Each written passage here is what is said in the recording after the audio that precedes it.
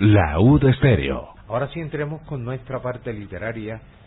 Yo creo que esto también es un homenaje a la Feria del Libro, es un homenaje al Carnaval del Libro, que lo estamos haciendo aquí en la 90.4 porque ya lo hicimos con García Márquez, Cien años de soledad, ¿cierto? Con Juan Rulfo. Lo hicimos con Juan Rulfo y Pedro Páramo. También. Y ahora lo vamos a hacer con La Vorágine. Posteriormente buscaremos uno de estos escritores que hicieron parte del boom para seguir explorando esta literatura. Y creo que es una manera de volver a revisitar a estos autores. Por ejemplo, la novela es algo más denuncia e indignación, el medio del amor extraviado de Alicia y Arturo. José Eustacio se entrega a frecuentes reflexiones sobre esa naturaleza que devora o traga a sus protagonistas. La novela se convierte así en expresión documental de la ambición y la crueldad humana. Profesor Rafael, buenas tardes, bienvenido, amante del Círculo Polar. ¿Está usted en su casa? Gracias, muy buenas tardes, maestro, buenas tardes a todos. Quiero reportarles sintonía en Cali, en Usme, en Chía, en Bogotá, en muchos lugares de unas personas queridas en Pereira que están pendientes de lo que aquí estamos hablando de literatura. Ya tiene sus seguidores el profe Rafa. Menos mal, menos mal. Tiene su fanaticada. Ojalá sean seguidores de la literatura. Ajá. Bueno, hoy quisiera empezar por advertir que la vorágine exige un lector, la comprensión de la vorágine exige un lector que tenga imaginación, que haga uso de su memoria y que tenga algo que llamamos nosotros en la apreciación un sentido estético, la capacidad de apreciar. Recordemos que esa capacidad de apreciar tiene que ver con la manera de percibir cómo estos escritores usan la lengua castellana y todo su poder expresivo para comunicar mundos posibles.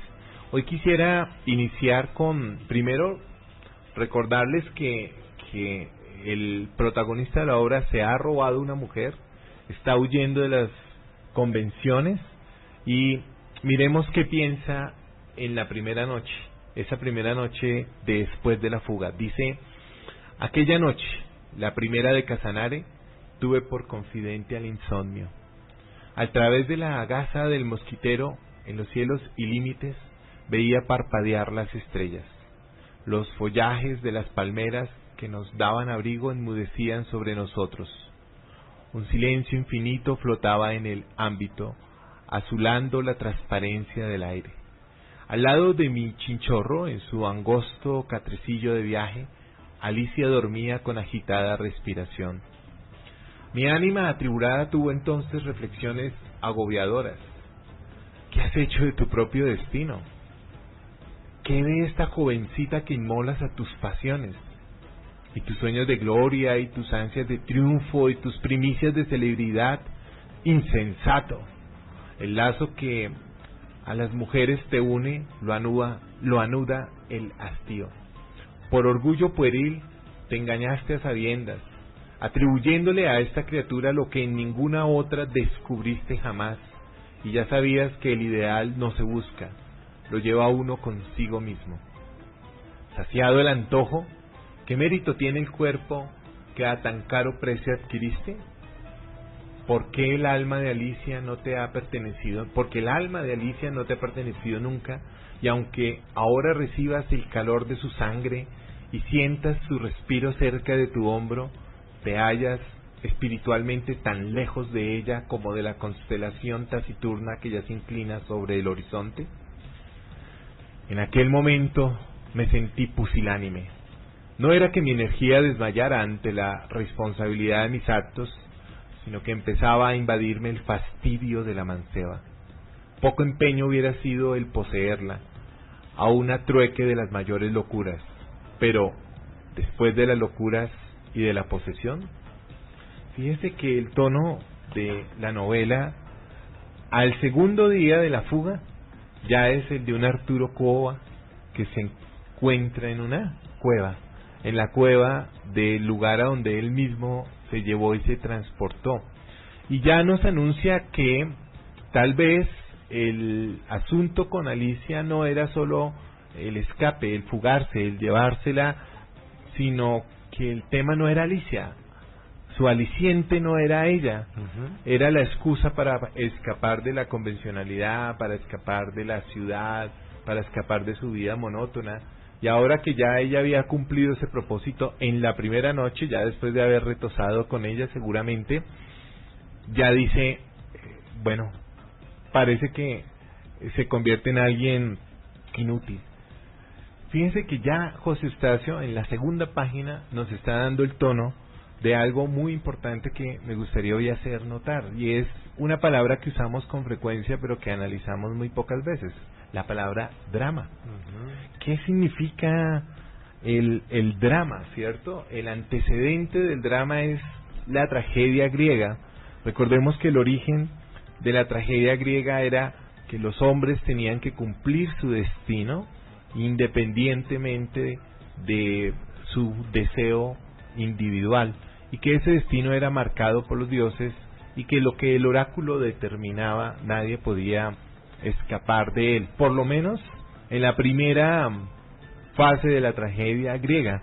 Ya sabemos después que se suaviza un poco y que al final, conmovidos porque los héroes griegos terminaban en un mundo tan terrible y en un drama tan grande, pues aparecía el Deus Machina, aparecía el dios, una máquina literalmente, que cargaba a un dios y que rescataba al héroe de esa tragedia.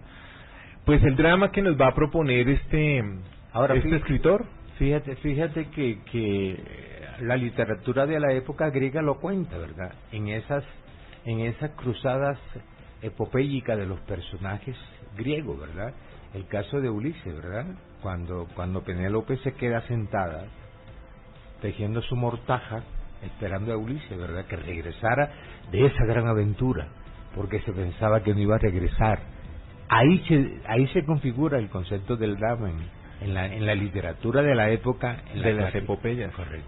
Y recordemos que en el siglo XX surge, aunque ya se habían presentado algunos antecedentes en la novela rusa y en la novela inglesa y francesa y norteamericana del siglo XIX, se estaba configurando la idea del héroe, del héroe de la vida cotidiana, que los héroes y las heroínas éramos nosotros que teníamos que enfrentar la epopeya de nuestras vidas. Fíjense que en este finales del siglo XIX y comienzos del siglo XX, donde todavía hay muchos terrenos por descubrir, muchos lugares a donde ir a tener aventuras, la idea del drama se recupera, entendido como ese momento en el que se traspasan los límites. ¿Cuándo surge un drama? Cuando tú te sales de tu status quo, cuando tú, apoyado en tu zona de confort, sales a explorar cosas nuevas. Traspasas la frontera. Traspasar la frontera es el momento en el que permite que el drama humano comienza. Y cuando tú empiezas a contarle o a preguntarle la vida a otras personas, generalmente su drama comienza en ese instante en el que se atrevió a cruzar fronteras, a cruzar límites, y claro, surge la tensión. Aquí lo interesante es preguntarse que efectivamente esos límites que Arturo Cova va a traspasar, pues lo van a llevar a empieza en el vivir, ¿no? Él está viviendo en Bogotá, vive bien, es de una familia que tiene recursos, pasa al sobrevivir. En el segundo capítulo ya lo vemos sobreviviendo, y termina en el super vivir, que es el momento extremo en el que ya metido en un gran contexto como la selva, allí no va a poder regresar. Entonces, ante todo hay que recordar que es un drama. Correcto. Es decir, es un hombre que ha decidido romper sus límites, y que al romper los límites lo que le espera es una tragedia. Además, fíjate que es un queridos oyentes, la vorágine es, así como lo está contando el profe, va a ser el destino trágico de la selva y de los hombres. Así es. Se va a vivir un momento depredador, ¿cierto? Se va a volver ese momento. ya no va a ser Alicia, sino va a ser el hombre y la naturaleza el que hace que el drama se vuelva así, fuerte, depredador, tanto del hombre con la naturaleza, con el gran Arturo Cova. Y es el primer engaño del escritor. Correcto. Porque nos hace pensar en esa primera página que va a ser una historia de amor. Pero en Bueno, la segunda ya cambia. ya está diciendo, Claro. esto no va a ser una historia de amor. Yo no la amo. Ella fue una excusa que me sirvió para estar aquí en el Casanare iniciando una aventura. En los tiempos modernos se diría una aventura amorosa. Y en este caso es una aventura en el sentido Claro. literal de salir a la aventura, ¿no? Obvio. De salir a... Recuerden que la palabra aventura significa, bueno, incertidumbre, ¿no? Ujú. No está nada planeado, no es un hotel 5 estrellas, no hay un paquete armado por una agencia de viajes. Salgo a la aventura, es decir, a la incertidumbre que surge. Inicié diciendo que la vorágine exige del lector la apreciación de su sentido estético y tiene que ver, primero, pues, con tratar de descifrar sus valores narrativos. El primero, entender que es un drama. La persona que quiera leer o releer la novela va a mirar qué pasa por la mente de un individuo, cómo se transforma un individuo que decide traspasar unos límites, no solo territoriales, sino convencionales, y que se reta a sí mismo. La segunda parte importante de los valores narrativos es la estructura de la novela. Está dividida en 3 partes que de alguna manera van presentándonos a partir de los personajes que mencionábamos en el capítulo anterior. Nos van yendo presentando, digamos, el Casanare, los llanos, ese momento de transición en el que el llano deja de ser llano y empieza a convertirse en selva, que es la cultura del río. Tuve la oportunidad de conocerla cuando fui a los cerros del Mavecure en Puerto Inírida, y bueno, empieza uno a ver que la vegetación, cuando uno sube las piedras y sube a los cerros, ve que la vegetación empieza a subir, pero todavía no es selva. Pero a medida que uno sube por el río Inírida, traspasa los rápidos, va viendo que los árboles van subiendo en tamaño y que la selva empieza a tomar posesión de esa pradera y se vuelve desde ahí infinita. Entonces, en la primera parte es un Casanare, en la segunda parte ya nos muestran la cultura del río, y en la tercera será la selva la total protagonista. Y en cada uno, nuestro amigo escritor decidió escoger un narrador que contara su experiencia en cada uno de ellos. El otro aspecto importante es... Fíjate, Rafa, como para poner también en contexto a los oyentes, este determinismo geográfico hace que el escritor para el momento ponga ese personaje para que narre y cuente sus vivencias al sitio donde va llegando, ¿verdad? Y mete al lector en un espacio y en unos tiempos, ¿verdad?, que el lector, haciendo conozca la Amazonas, se ubica.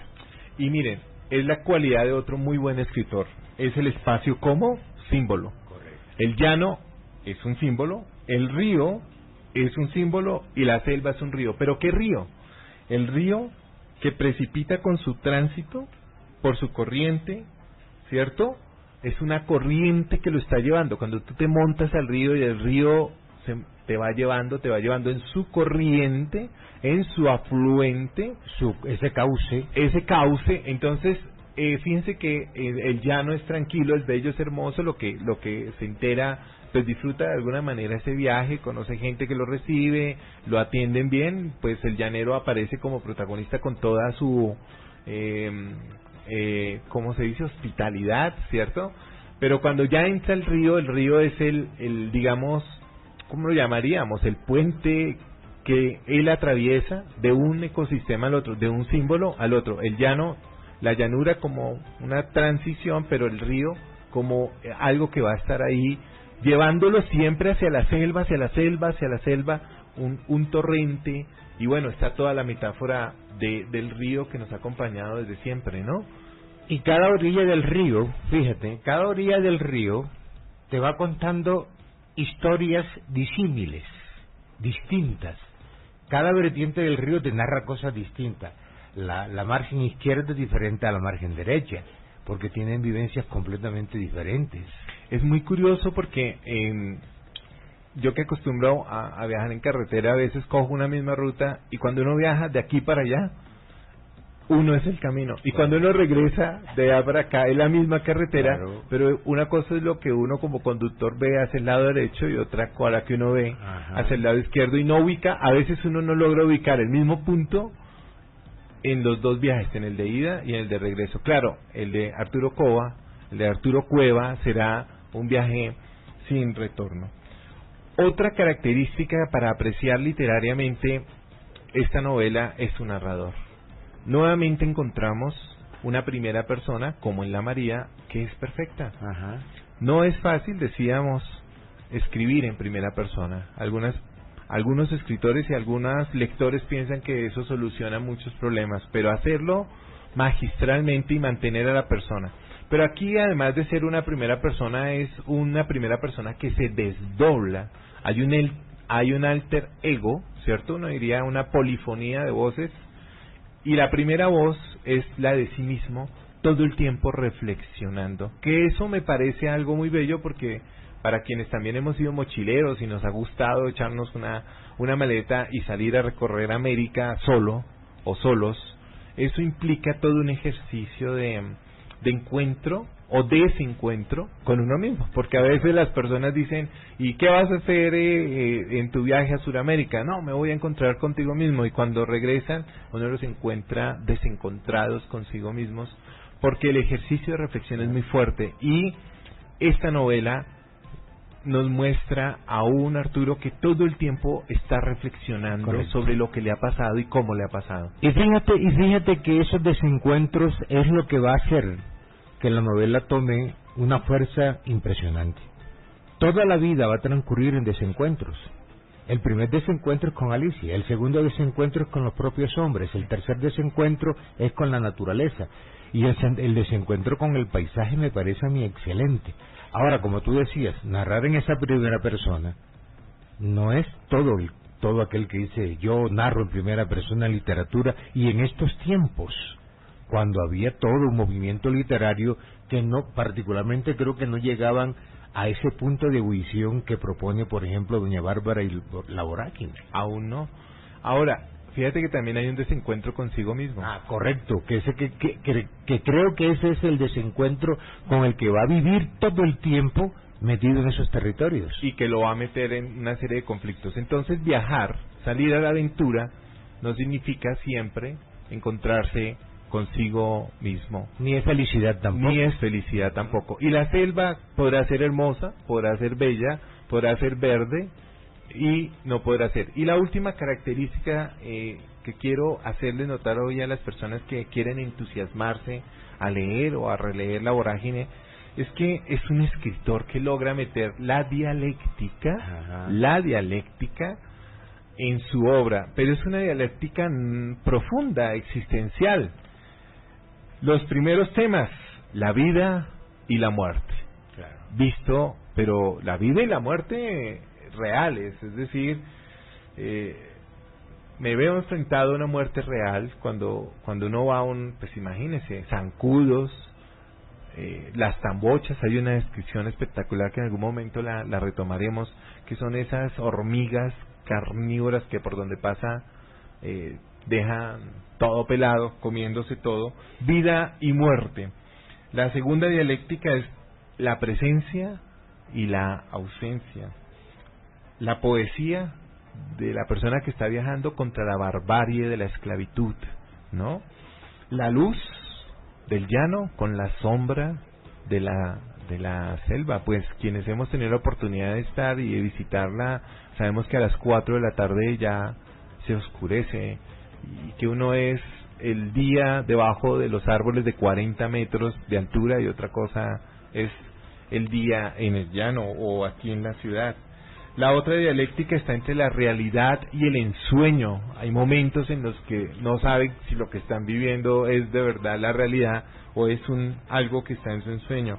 La dialéctica entre el pasado y el presente de todos los personajes. Todos esos personajes tienen pasados y los cuentan en función de decir cómo llegaron a la selva, cómo fue que terminaron en la vorágine de sus vidas. Está también la dialéctica entre la armonía y el caos, ¿cierto? La otra dialéctica es entre la fe y la desesperación, unos hombres que comienzan de alguna manera atados a la idea de Dios y al final descubren que ya perdidos en la selva pareciera que no existiera. Por supuesto, la dialéctica entre la felicidad y la tristeza, lo que llamamos felicidad y lo que produce la tristeza, entre el orar y la blasfemia, ¿no? Unos hombres por momentos entregados, queriéndose salvar y rescatarse, orando, pero al ver que ese ruego no tiene eco, terminan con la blasfemia. La serenidad versus la angustia. Y un concepto muy interesante que cierra la intervención de hoy, que es muy importante, porque nosotros los citadinos lo podemos tener, el concepto de abulia versus la aventura.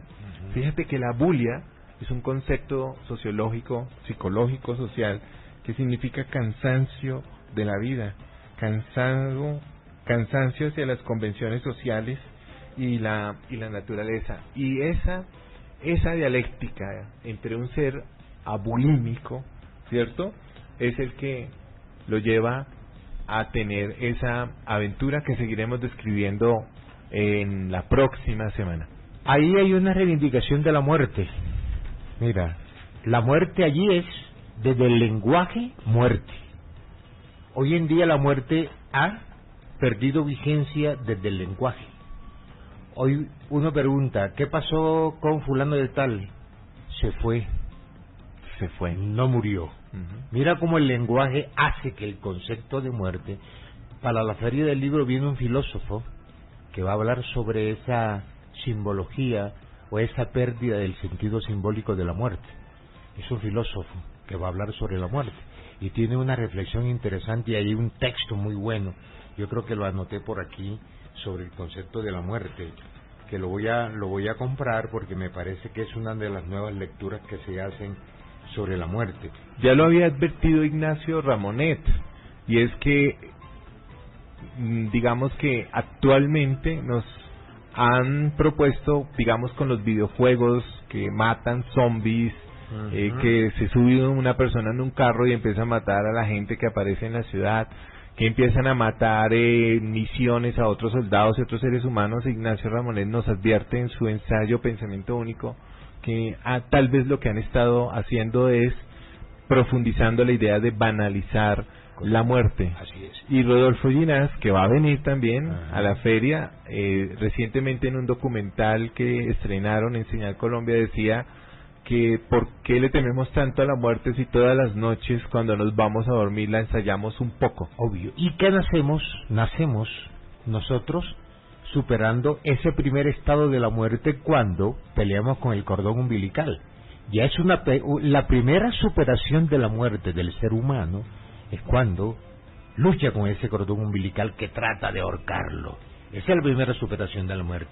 Y en el concepto, fíjate, eso de las imágenes, hay un planteamiento que dice, estamos invadidos por la proliferación de imágenes que no evocan ni hacen pensar en nada más que en ellas mismas o en otras imágenes. En eso se ha convertido este mundo en el siglo XXI.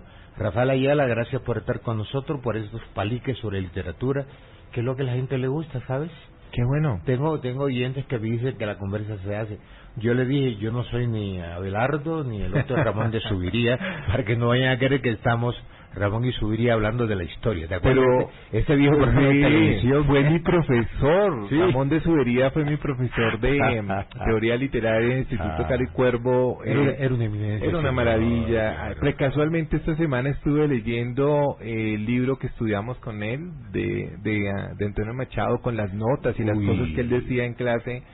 Y bueno, creo que mucho de lo que pasa aquí también es un homenaje a ese maestro maravilloso que tuve en mis mañanas en esa casa de la 14ª del Instituto Caricuervo, hablando de literatura, que es hablar de la vida. Hablar de literatura es hablar de historia, hablar de cultura, con peso, con complejidad. Aquí no estamos posando de académicos, pero sí tenemos de una manera distinta de contar y narrar la vorágine. 5:54, mi querida compañera. Rafa, gracias. No, solo quería decir, por favor, saquen el libro. Empiecen a leer para que a medida que vayamos avanzando en los comentarios que están acá. Y una recomendación en la Feria del Libro este año.